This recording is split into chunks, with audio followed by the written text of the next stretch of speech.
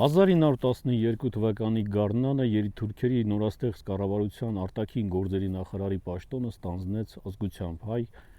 հմուտ դիվանագետ Գաբրիել Նորատունկյանը։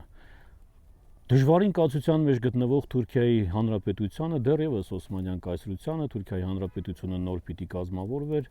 արտաքին գործերի նախարար Նորատունկյանը անգնահատելի ծառայություններ մատուցեց։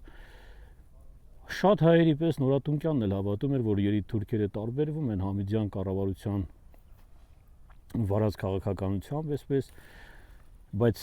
ընդամենը 10 տարի անց Լոզանի համաժողովում Գաբրիել Նորատունկյանն արդեն պաշտպանում էր հայ ժողովրդի շահերը, հանդես գալով որպես իրավաբան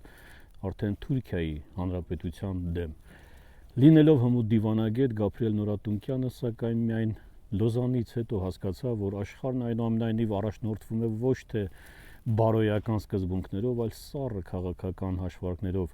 իսկ 3 տարի անց Սևրի պայմանագիրը ստորագրած երկրներն ընդհանրապես հրաժարվելու էին հայերի մշակութային ինքնավարությունը ճանաչելուց Թուրքիայի տարածքում։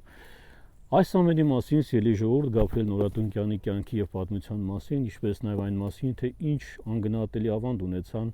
մեր ժողովրդի զավակները Օսմանյան կայսրությունում, Համիդից առաջ, Համիդի ժամանակ եւ նույնիսկ ցեղասպանությունից հետո, կարող եք այս ամենի մասին կարդալ մեր 3-րդ ճանապարհ դեպի գրքում, պատվերների համար հեռախոսահամարները կտեսնեք մեկնաբանության մեջ։